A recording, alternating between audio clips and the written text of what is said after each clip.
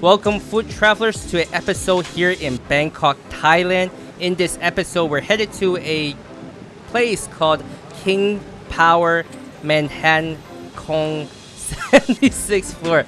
I really don't know how to pronounce that name, but this is the Bangkok's highest observation with an outdoor glass experience. And at this highest floor is actually the 78th floor, and it's about 310 meters or 10,017 foot. And they are open daily from 10 a.m. to 7 p.m. with the last admission is 6:30 p.m. for the skywalk. And the building itself opens from 10 a.m. to midnight. Yeah, Micah, I don't blame you on that. I know with the Thai language and everything, they have a lot of very long words, and so it can get pretty difficult to say some things. But at least in Thai, I can say hello, which is swadika. So swadika, everybody. But yeah, this tower is pretty famous, at least from what I think, because it's kind of unique in its design. It kind of reminds me of Minecraft in a way, just the way how it has all the boxes kind of set out and everything. But yeah, I see it all the time in either articles that's written about it or videos, people filming and everything. Pretty, very, very famous and popular. Yeah, it's definitely a very interesting building shape, and like you said, it's really resemblance of Minecraft. But a little bit more information about this tower. Sort of a comparison to Taipei 101. It's about 508 meters, 1667 feet. Comparing to Space Needle is 605 feet or 158 meters.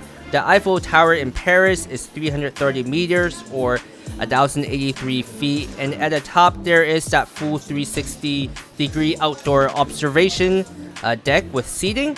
And you must purchase the tickets to enter, and they have free lockers to use as they don't allow people to bring out bags to the top of this tower. Yeah, that makes sense. There's a lot of these large tower or really high structures that you kind of they want to make sure things don't fall and drop off, especially with with selfie sticks and cameras and everything else people have. It's something they have to worry. It's something that we actually encountered when we went to the stratosphere. Micah, we were told that you had to have certain props you have to go up to the top, and an example of that would be a selfie stick. You're actually not allowed to take a selfie stick up to the stratosphere, and people actually kind of look, so they see you using it, they'll actually ask you to put it away. But yeah, it seems like that's kind of the trend with a lot of these structures these days, and it makes sense. But one of the things I think is really cool, Micah, going through the video, is that they actually have the ice cream with the interesting shapes. I thought that was really cool. Yeah, it was really cool. I didn't try one though. I was just more interested at the time of just recording everything and just walking around. I thought the tower was really interesting. Like going to the very, very top floor, you have these glass staircases that you can walk up, or you could even just take the elevator, which is also glass. And I think both ways would be fine. Just depends on how much exercise you want between 76th and 78th floor.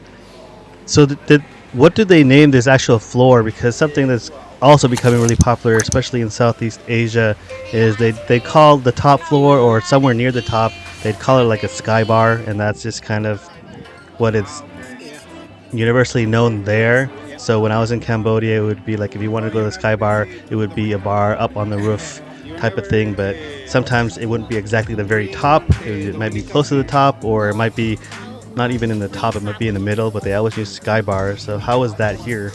I think it was still with the sky bar or sky floor at the top at 76, but I think in the 78th floor, that is the very top, and it's right by where they have the skywalk. So actually I would say maybe 77th would be the skywalk area with the glass flooring, and then 78th would be the part where I'm standing right now in this video, where you can see the elevator and people are still coming up. It's pretty amazing to see that view.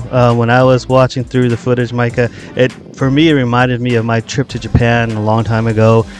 During that trip, I was actually able to go up to one of the towers, and you kind of just see this. I think at the time I called it the concrete jungle or concrete forest where it kind of just goes out and you just see as far as you can see a whole bunch of high rises and buildings that kind of go out.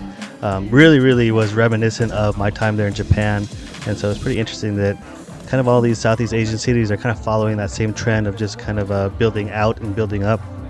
Yeah, and one thing really interesting about that skywalk is they do require you to wear shoe covers, and there isn't really a line for getting on the glass.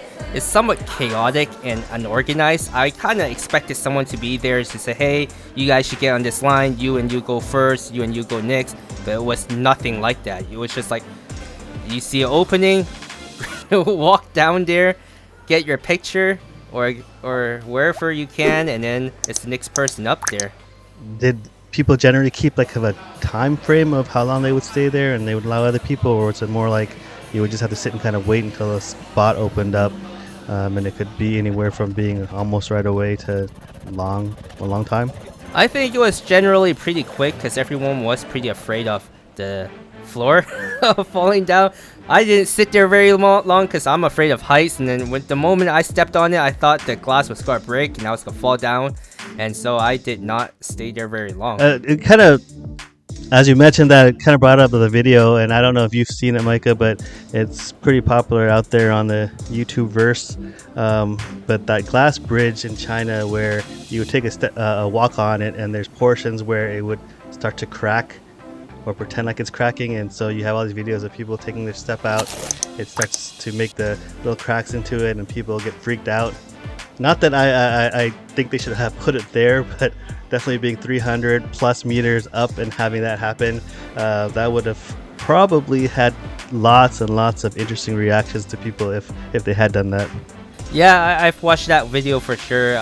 It's definitely scary. But moving along, after going up to the 76th floor and I was getting really hungry, I went to this area called the Cube, which is around, I think, the second or third floor from the ground floor. It's right next to the main tower, and they do have about 13 restaurants here, and it's kind of interesting. They require you to fill up a cash card before making purchases or making orders. But I went to this restaurant and I did see that Michelin Bib Gourmand logo on this restaurant, and apparently they're really famous for pad thais.